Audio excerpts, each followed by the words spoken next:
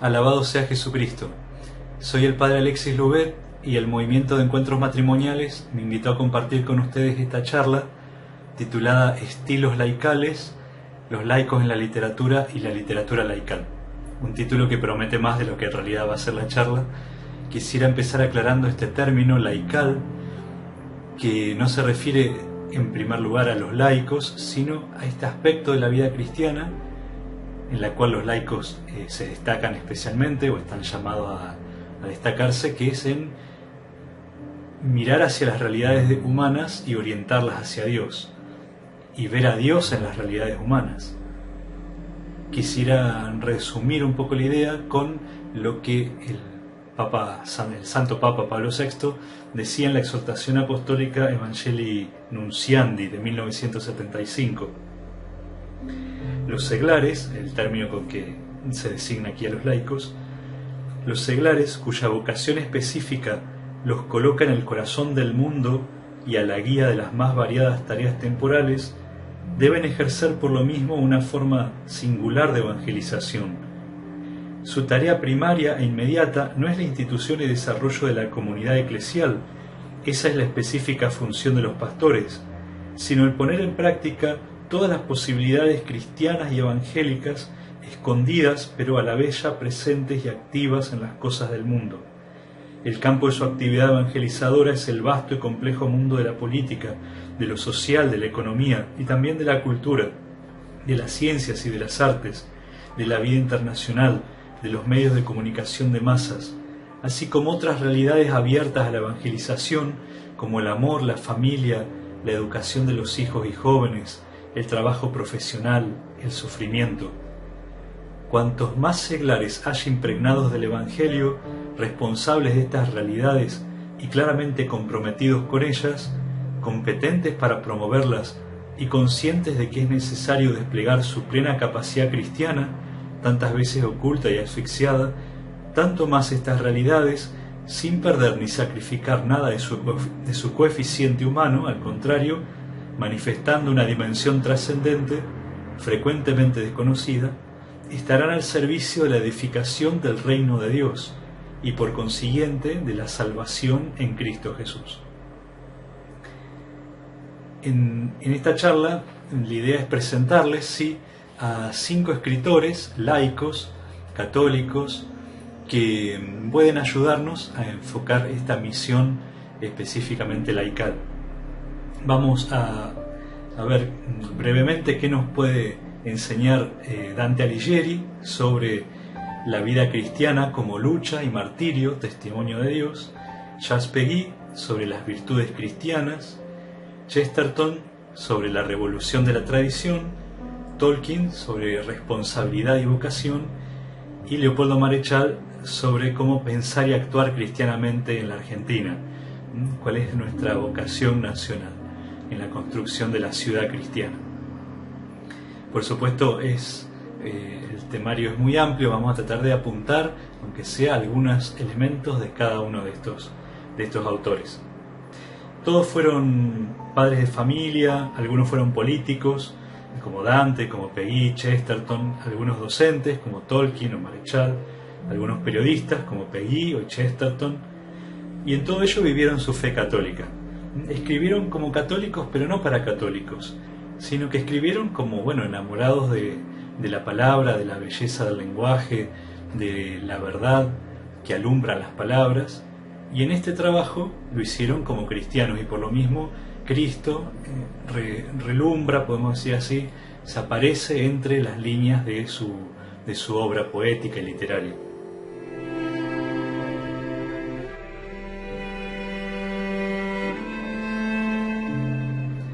Comencemos con Dante.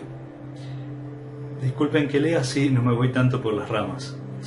Durante, apodado Dante, degli Alighieri, nació en 1265 en Florencia, falleció en 1321 en Ravenna, en el destierro. Fue un laico formado por las escuelas franciscana y dominica de teología de su ciudad. Conocía a los padres de la iglesia, a los teólogos, a los poetas, a los historiadores de la antigüedad. Vemos también que manejaba la astronomía, la cosmología de su tiempo. Se involucró desde joven en las actividades tanto literarias como políticas de Florencia y llegó a ocupar altos cargos de responsabilidad en el gobierno de la República, incluso como embajador ante el Papa para interceder por la ciudad. Se comprometió con la causa del imperio, adoptó posturas muy críticas respecto al episcopado y al papado en todo lo que él veía de ambición económica, en su dominio temporal, como ocurría en el tiempo. Gobernaban el Papa los estados pontificios, que Dante era de la opinión de que no debería gobernar un territorio temporal el Papa. Finalmente, por sus compromisos políticos, terminó sufriendo el destierro en su ciudad, perdiendo así el contacto con su esposa, con Gemma, con sus hijos, que quedaron en su casa cuidando un poco las pertenencias, la herencia, y creyendo que él podía volver alguna vez, pero estaba amenazado de muerte y deambuló de ciudad en ciudad, siendo alojado por distintos amigos en castillos, en monasterios, hasta que terminó en Ravenna su vida.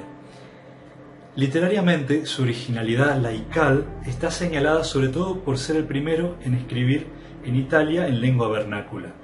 Apreciaba muchísimo el latín, pero como él mismo afirmaba, la lengua florentina, la lengua que hablaban sus padres, era cocausal de su nacimiento, con esta expresión tan curiosa que él utiliza.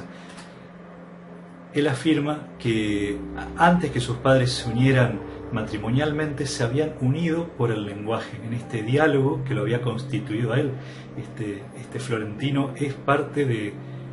es cocausal, como él dice, de su nacimiento. Es parte de lo que él es. Él, con todo un grupo de poetas contemporáneos, muchos de ellos amigos y condiscípulos, generaron la primera ola del Renacimiento. Un Renacimiento católico. En la escuela tal vez nos han acostumbrado a hablar del Renacimiento como un movimiento que se desprende de Dios, que se aleja de la figura divina, que pone al hombre en el centro, un movimiento profundamente humanista y casi agnóstico. Y es cierto respecto tal vez al último periodo del Renacimiento, pero en este momento el Renacimiento que Dante representa con otros poetas de su tiempo es más bien una floración de todo lo que se venía trabajando en la Edad Media, y es cierto que ponen al ser humano en el medio de su atención poética, pero porque no hay otra manera que ellos encuentren mejor de descubrir quién es Dios, más que ver al hombre hecho a imagen y semejanza suya. El Renacimiento, por otra parte, es un movimiento profundamente laical. No podemos detenernos ahora demasiado en esto. Pero más allá de estos elementos literarios, lo que en Dante es profundamente laical es su trato con Dios desde lo concreto de la vida cotidiana. Por su encuentro con una muchacha florentina, Beatriz, desde su tierna infancia él descubre a esta chica, se enamora de ella. Ella después va a morir muy joven, se casa con un comerciante de otra ciudad. Pero para Dante, que en su infancia y en su juventud ella le correspondiera, lo saludara, como él dice, ese saludo le dio la salud. De hecho, el nombre Beatriz es un nombre simbólico. Beatrix significa la que hace beato, la que hace santo o feliz, que viene a ser la misma cosa. Por eso, en el amor por Beatriz, él descubre que es Dios el que lo está llamando. Y es un amor que lo endereza, que lo hace ser mejor persona, que lo unifica espiritualmente. Es un amor que no se queda en Beatriz, ¿no? Es un amor que a través de Beatriz tiende hacia algo más. Esto lo descubre él y lo plasma así en una obra central para entender después la Divina Comedia, que se llama La Vida Nueva, donde él llega a decir que Beatriz es un milagro de Dios, es un número 9. Él dice que la vida de Beatriz estaba marcada por el número 9. y dice, la raíz del 9 es el 3. El 9 simboliza el milagro, que es la acción de Dios en la historia del hombre. Es la acción de la Trinidad. Y Beatriz es el 9, dice él. Beatriz es el milagro con el que Dios obra en este mundo, por lo menos en Florencia. Dice de ella uno de los piropos filosóficos más curiosos que me he encontrado alguna vez, que es que ella no solamente hacía pasar el amor de la potencia al acto, sino que ahí donde no estaba le daba el ser. Es decir, que no solamente a las personas que podían amarla la empezaban a amar cuando la veían, sino que incluso en aquellos que eran incapaces del todo de amar, ella creaba el amor. Lo creaba ex nihilo, es decir, de la nada, una acción propiamente divina, ¿no? En Beatriz están simbolizadas todas estas realidades humanas en las cuales Dios nos está hablando, nos está vocacionando, ¿no? Enviándonos la vocación. Por eso el amor por Beatriz no compite con el amor de Gemma ni nada por el estilo, al contrario. Cuando Beatriz muere tan joven, Dante dice que él debería haberla amado más todavía después de muerta, debería haber seguido guiado por esa luz que había representado ella en su vida, aunque no ocurrió así, ¿no? Dice que su vida se dispersó en muchos amores, no solamente humanos, carnales, sino la política, la ambición, todos los amores de la juventud y la vida adulta, que lo llevaron a entrar en la selva oscura. Así comienza la obra capital del cristianismo, de la literatura cristiana, que es la Divina Comedia. Nel mezzo del cammin di nostra vita me ritrovai per una selva oscura. En la mitad del camino de nuestra vida me encontré en una selva oscura, porque la vía recta había perdido. Como saben, la obra se llama comedia, no porque sea una obra de humor, sino porque, como lo entendían en la antigüedad, la obra comienza en una posición trágica de los protagonistas, en una posición dramática, oscura, triste, y termina en el gozo, en la alegría, justamente en la visión de Dios, porque él de esta selva oscura va a ser guiado por Virgilio, el poeta latino que él más admiraba del mundo pagano, y por Beatriz. Va a ser guiado hasta la contemplación de Dios, atravesando el infierno, el purgatorio y el paraíso. A lo largo de este viaje literario, él va hablando con los personajes que pueblan estos tres espacios. Va hablando con personajes históricos de la antigüedad, personajes ficticios, literarios de la antigüedad, con personajes bíblicos, con personajes del mundo pagano, e incluso con personajes casi contemporáneos a él, gente que había fallecido o que estaban a punto de fallecer en el momento en que él escribe la obra, lo cual causó gran conmoción, ¿no? Que personas conocidas estuviesen reflejadas y ubicadas en el infierno, en el purgatorio o en el cielo. Pero este es también otro de los elementos netamente laical de la obra. Él podría haber escrito una suma teológica, pero escribió una suma poética, donde no nos encontramos con entidades abstractas, sino con vidas, personas reales, concretas. No nos define los vicios o las virtudes, nos muestra personas viciosas o virtuosas.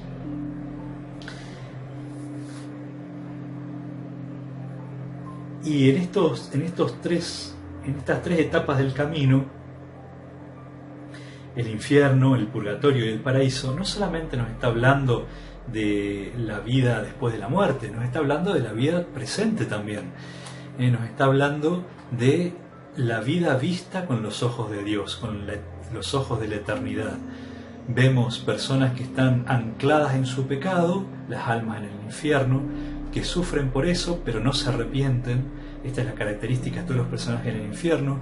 Todos echan la culpa a algún otro de su desgracia, ninguno a sí mismo, y no se mueven, están en el nivel en el que su pecado los ha fijado.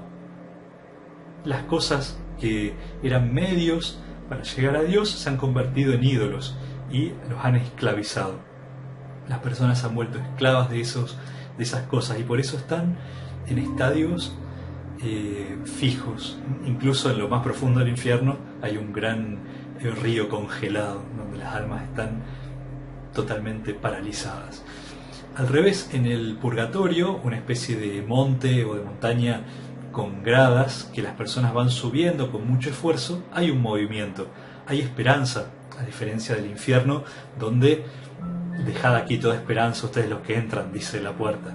En cambio, en el purgatorio son personas que tienen esperanza y por lo mismo se alejan del pecado y se esfuerzan en la virtud.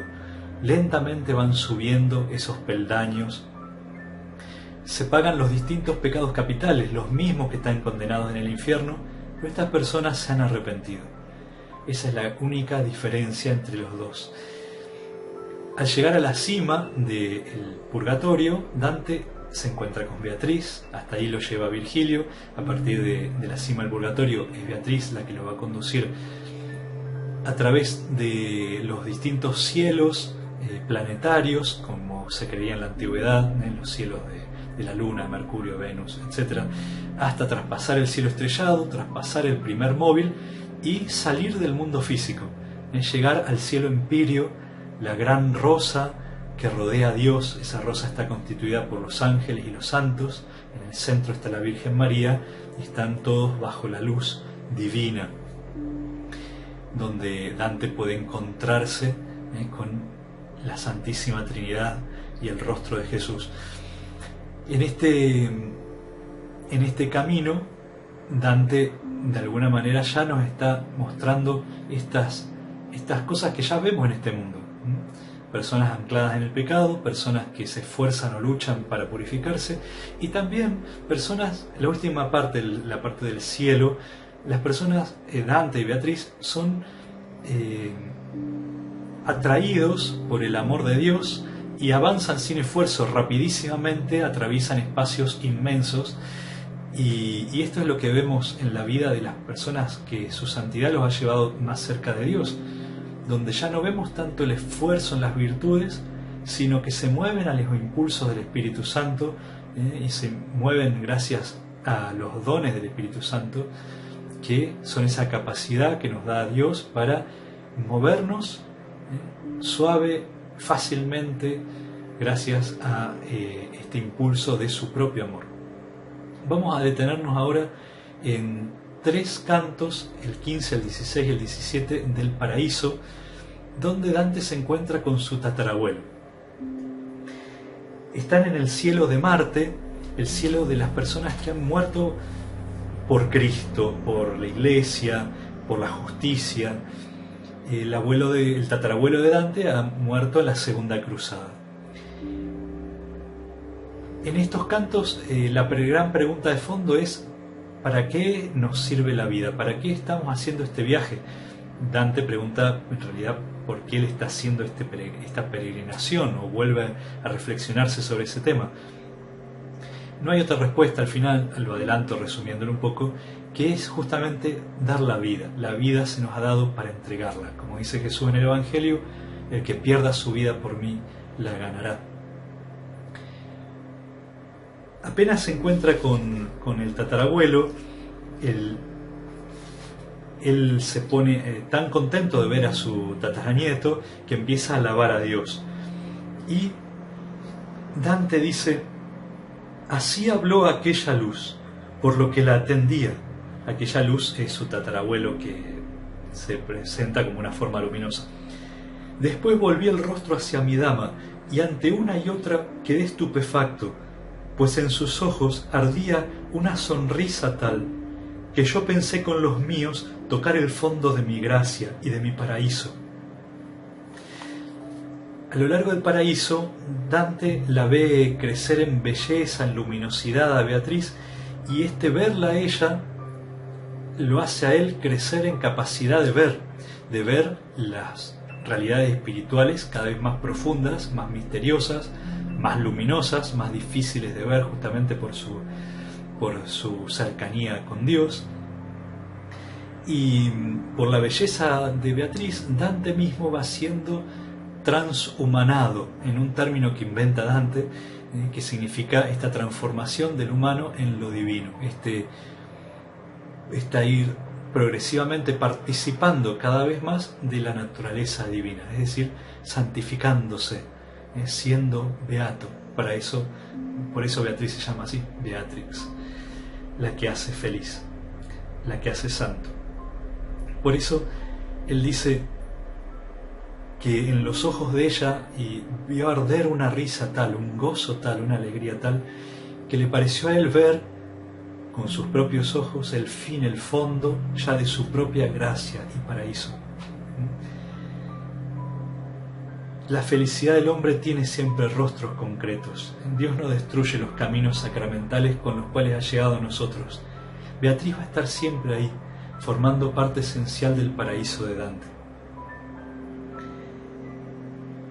El tatarabuelo Cachagüida se alegra tanto de ver a su nieto que hace una alabanza a Dios y luego se dirige a él y le dice: «Oh fronda mía, en que yo me complacía mientras esperaba, yo soy tu raíz».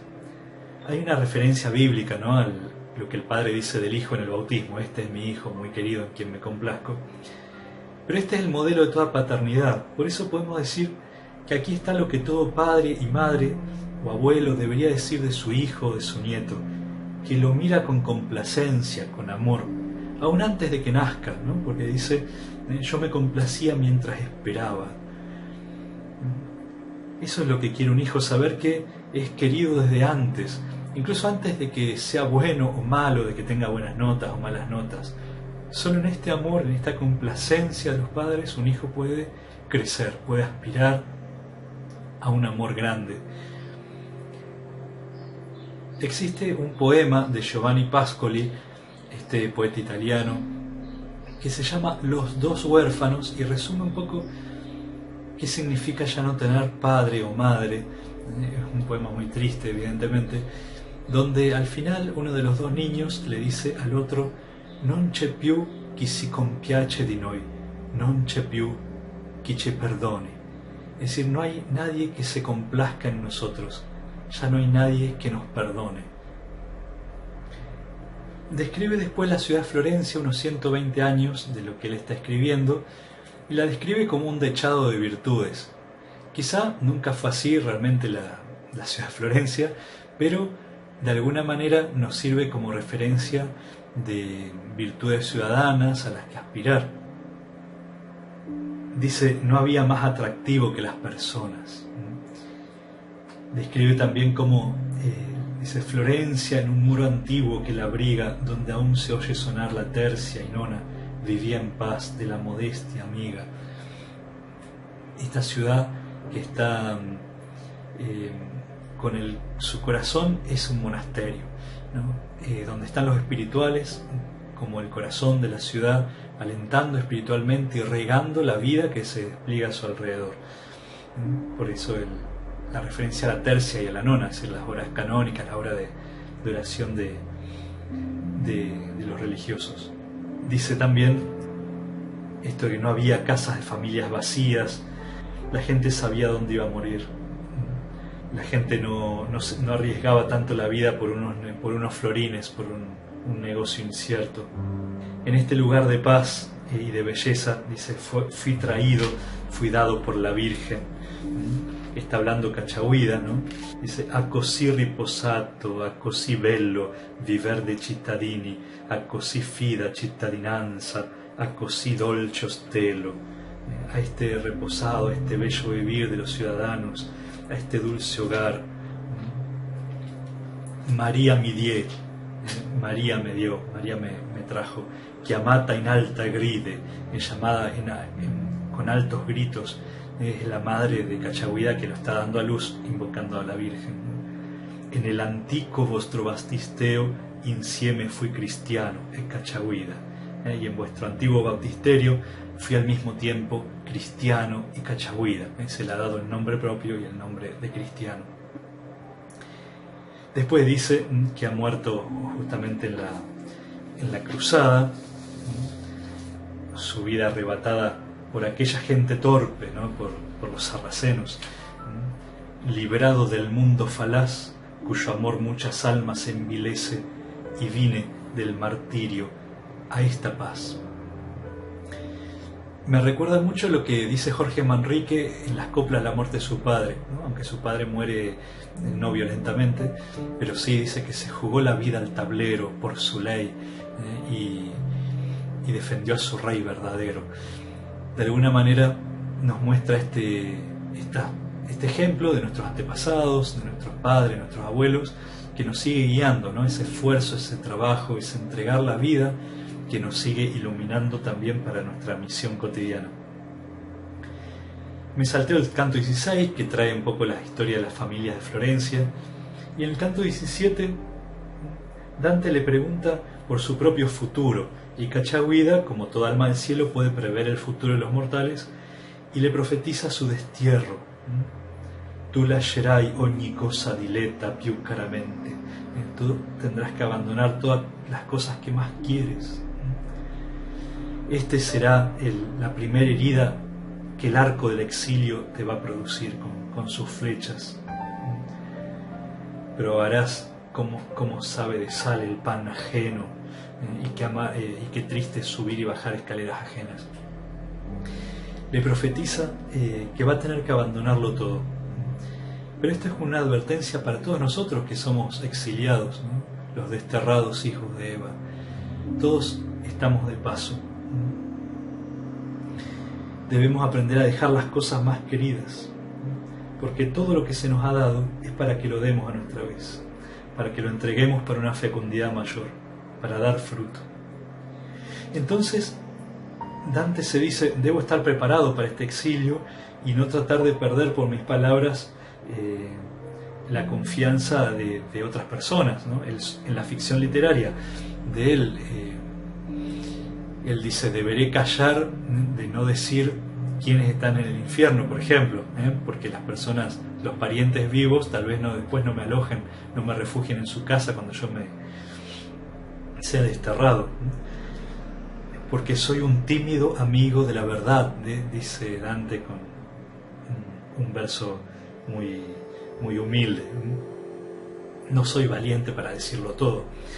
Entonces Cachagüida le dice justamente que no debe ser así, ¿no? Que tiene que manifestar todo lo que ha visto, porque esta es la vocación del cristiano, ¿no? Confesar lo que hemos visto y oído, ¿no? Os lo anunciamos. Tus poemas, dice Cachagüida, primero serán amargos, pero al que los pueda digerir van a ser para él un vital nutrimento, ¿no? Un alimento vital. Tu grido será como el viento, tu grito será como el viento que más golpea las cimas más altas, los intereses de los más poderosos. Y este no será para ti más que otro argumento para estar orgulloso, ¿no? Es algo de lo que él va a estar orgulloso, pero tiene que arriesgarse, tiene que decirlo todo.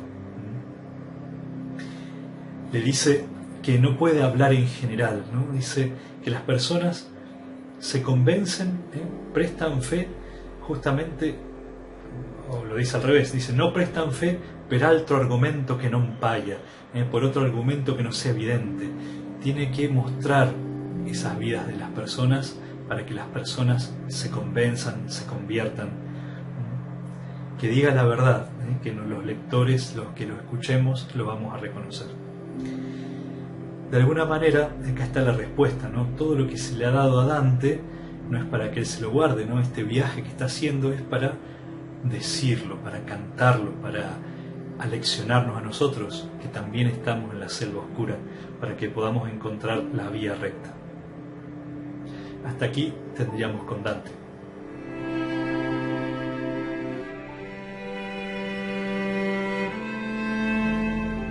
Digamos ahora algo de Charles Péguy, que nació en 1873, falleció en 1914. Este poeta francés fue un joven socialista que jamás renunció a sus ideales de justicia social, pero tampoco aceptó ningún compromiso con los partidos y las organizaciones en sus excesos y sin razones ideológicas. Él mismo escribió en sus memorias que abandonó la fe por amor al pueblo y por amor a ese mismo pueblo volvió a recuperarla. Pero no un catolicismo caricatura, sino un catolicismo enraizado en la existencia, con los pies en el suelo y los ojos en las estrellas. Casado civilmente con una compañera que apoyaba a la Comuna de París, aquel gobierno socialista que ellos habían tenido en 1870, por ahí, ella se negaba a casarse por iglesia. Una vez que él se convirtió de nuevo a la fe católica, ella se negaba a casarse y a bautizar a los hijos, por lo cual lo dejó a él en esta situación del umbral, como decía él. Él por un lado no quería abandonarlos, por supuesto, pero por otro no podía recibir ningún sacramento mientras conviviera. De manera que él amaba especialmente los umbrales, ¿no? los umbrales de la Catedral de Chartres, por ejemplo, a donde peregrinaba desde París. Su apoyo, su consuelo era la Virgen María. La tenía como principal abogada y protectora y llevó siempre una vida de oración y de penitencia, confiando solo en la misericordia divina, ya que no podía recibir la gracia por medio de los sacramentos. Recién después de su muerte, Dios le concedió la gracia de la conversión a su mujer, se bautizó junto a sus hijos. Péguy soñaba con la ciudad sin exilio, como él llamaba el reino de Dios, donde todos son recibidos, tanto los santos como el rey San Luis o los pecadores como Joinville. Estas dos imágenes que aparecen mucho en las obras de él, la imagen de un santo heroico y de un pecador, tenemos que entenderlo, un pecador arrepentido como Joinville, pero que representa más nuestra medianía, ¿no? Los que nos estamos esforzando por ser santos y todavía no alcanzamos un grado heroico. Dice, todos están dentro de la ciudad sin exilio. Otra figura que él admiraba mucho era su coterránea, Santa Juana de Arco, una laica justamente que vivió su santidad inmerso en una misión política y militar muy concreta, ¿no? Liberar Francia de la dominación inglesa. Sus obras son políticas y místicas.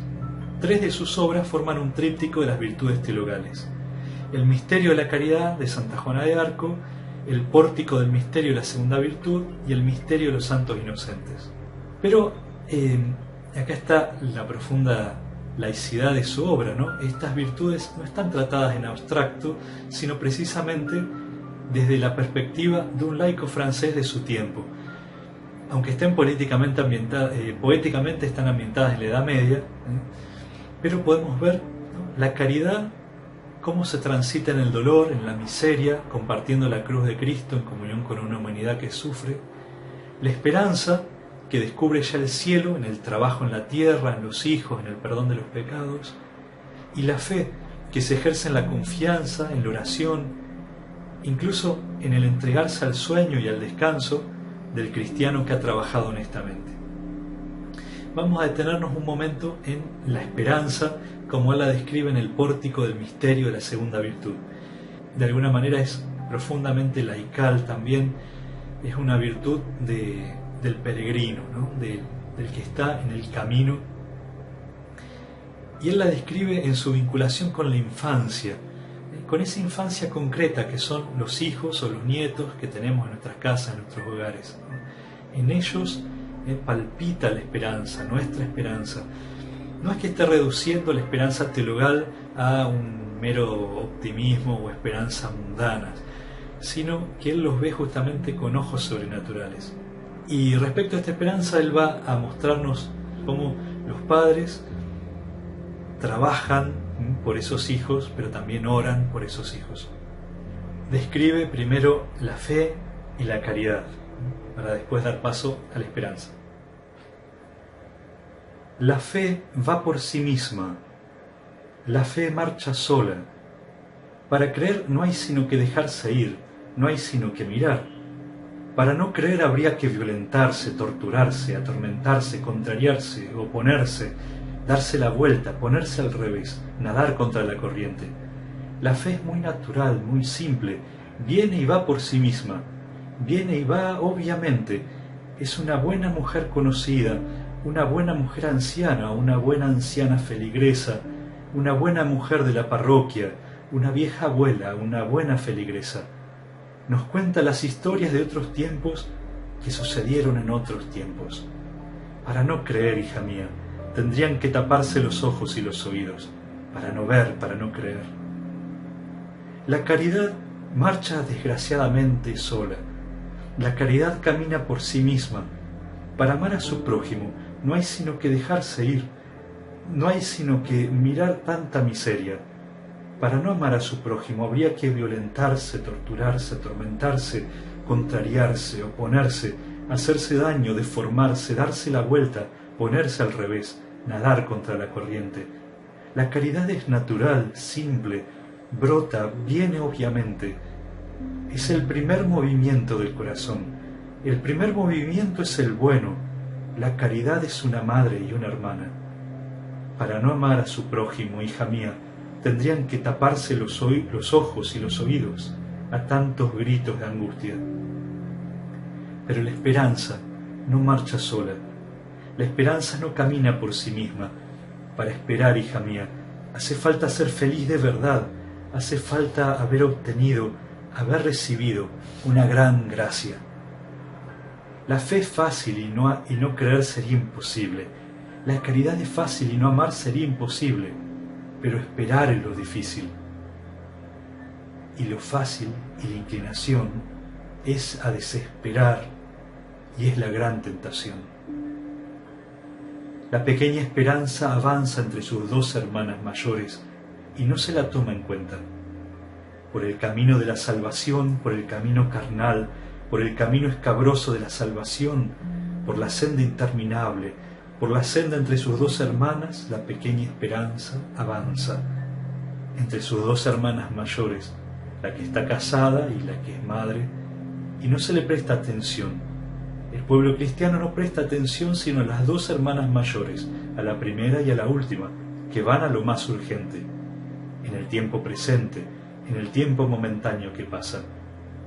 El pueblo cristiano no ve sino a las dos hermanas mayores, no tiene ojos sino para las dos hermanas mayores, la que está a la derecha y la que está a la izquierda, y no ve casi a la que está en el medio, a la pequeña, a la que va todavía a la escuela y que camina perdida entre las faldas de sus dos hermanas, y cree fácilmente que son las dos mayores las que arrastran a la pequeña de la mano, en medio entre ellas dos, para hacerla seguir ese camino áspero de la salvación. Los ciegos no ven, al contrario, que ella en medio arrastra a sus dos hermanas y que sin ella no serían nada, sino dos mujeres ya de edad, dos mujeres de cierta edad ajadas por la vida. Ella, esa pequeña, arrastra todo, porque solo se trabaja por los niños. Mis tres virtudes, dice Dios, el Señor de las tres virtudes, mis tres virtudes no son sino hombres y mujeres en una casa de hombres. Nunca los niños trabajan, pero todos trabajan por los niños.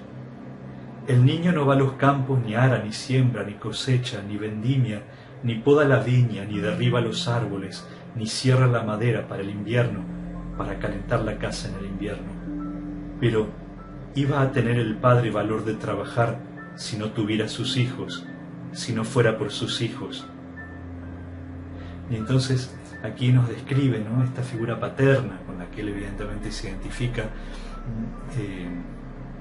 del hombre que sale a trabajar en medio del invierno y todo ese gran esfuerzo que hace, ese esfuerzo al cual todos estamos llamados a realizar, pero especialmente los padres de familia en medio de su vida cotidiana, y cómo lo hace con el pensamiento, con el corazón puesto precisamente en sus hijos, ¿no? La esperanza cristiana, la gran esperanza cristiana, aletea de alguna manera en esas personas concretas que están ahí.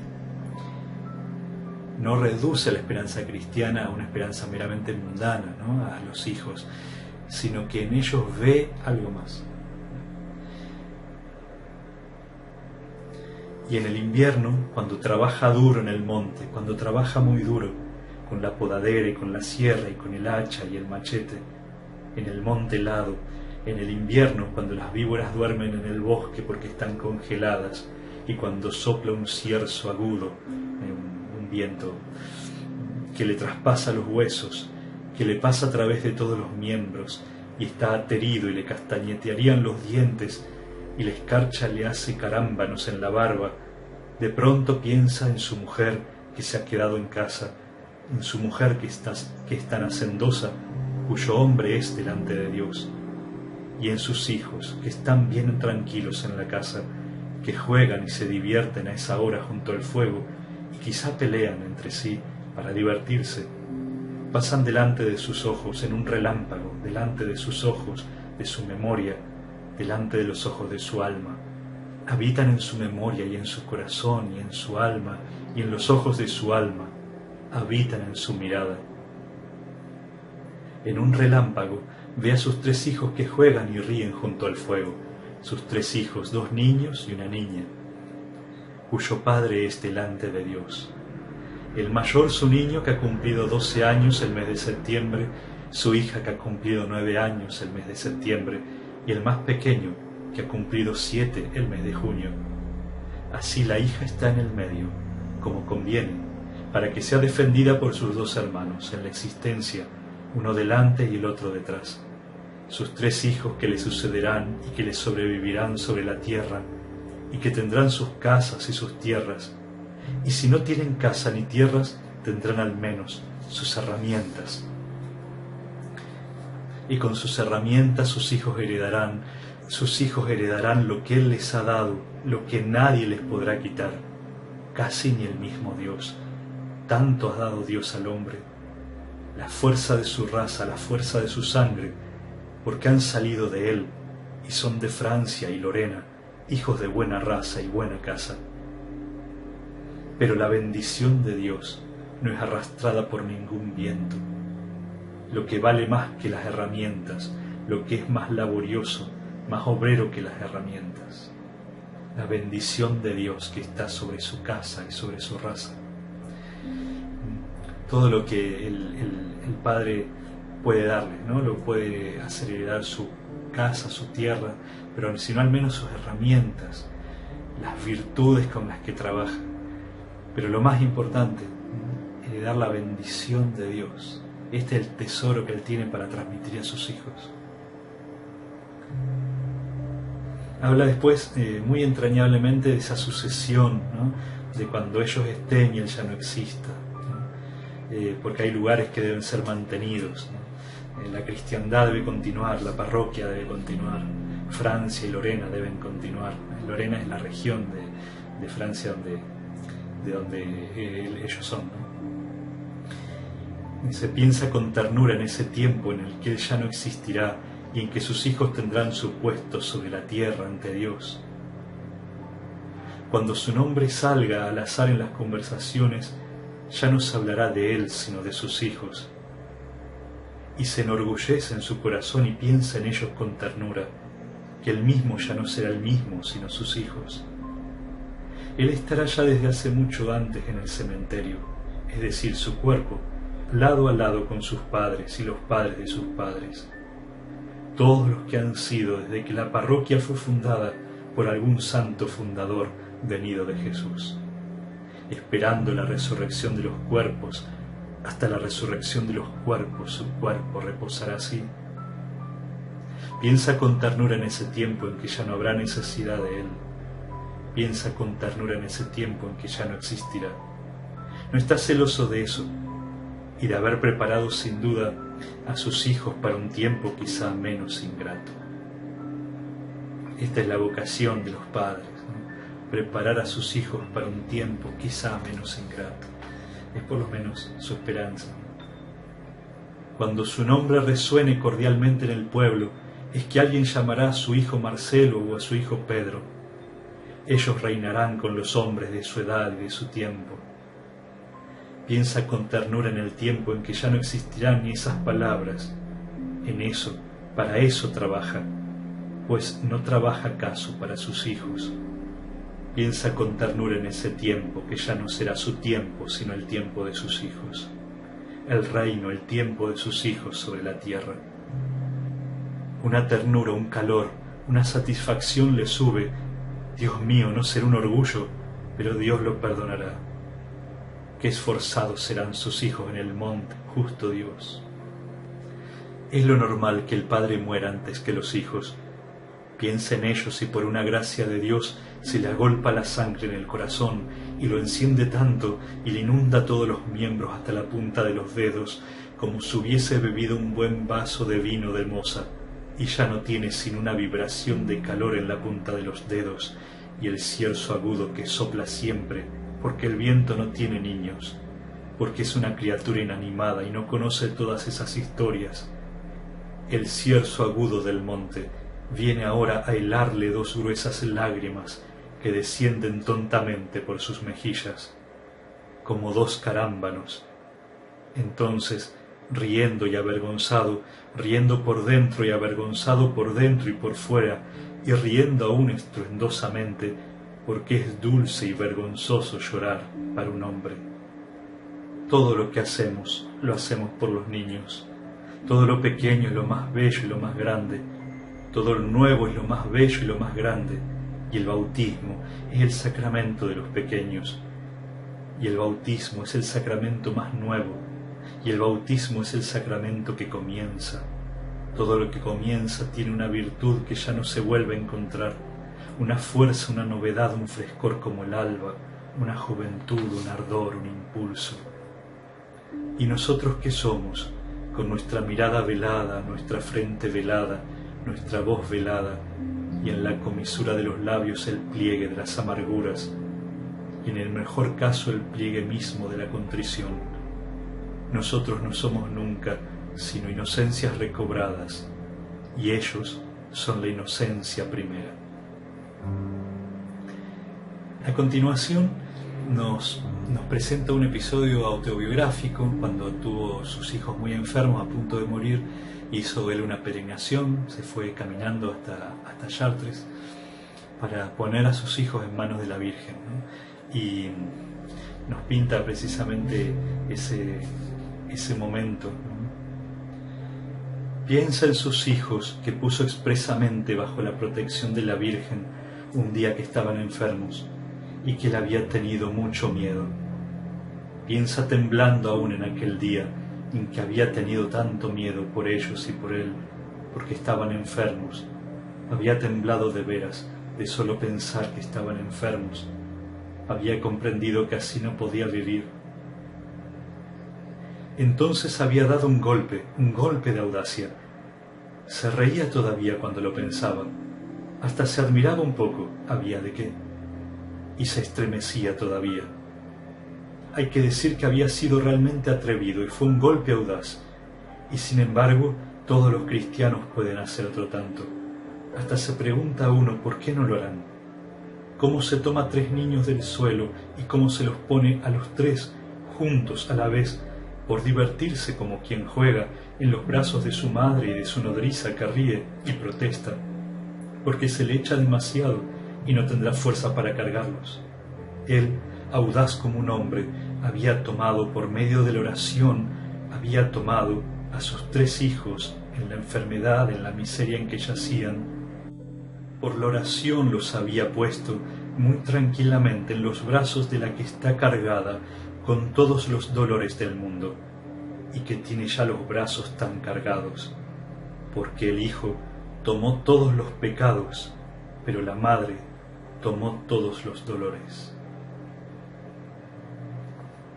Había dicho en la oración, había dicho: ya no puedo más, ya no comprendo nada, ya no quiero saber más, no me importa. Tómalos, os los doy, haced de ellos lo que queráis. Los hombres necesitan un aplomo para hablar así a la Virgen. Las lágrimas al borde de los párpados, las palabras al borde de los labios. Hablaba así en la oración, hablaba así por dentro. Tenía una gran cólera, Dios lo perdone.